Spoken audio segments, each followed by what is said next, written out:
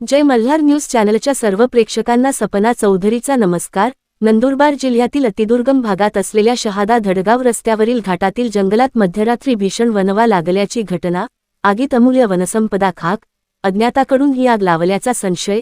नंदुरबार जिल्ह्यातील शहादा धडगाव रस्त्यावरील असलेल्या घाट जंगलात भीषण आग लागल्याची घटना घडली आहे। सदरची आग ही अज्ञात व्यक्तीकडून लावली गेली असल्याचा संशय व्यक्त केला जात आहे। या जंगलातील अमूल्य अशी वनसंपदा जळून खाक झाली आहे।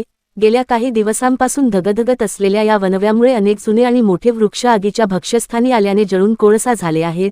सध्या आगीच्या वाढत्या तीव्रतेमुळे सातपुड्यातील दुर्मिळ वन्यजीवांचा अधिवास धोक्यात आला असून प्राण्यांना आपला जीव वाचवण्यासाठी भटकंती करावी लागत आहे।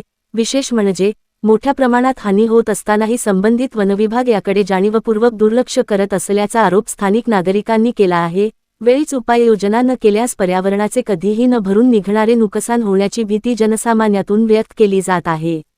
सपना चौधरी, जय मल्हार न्यूज, नंदुरबार।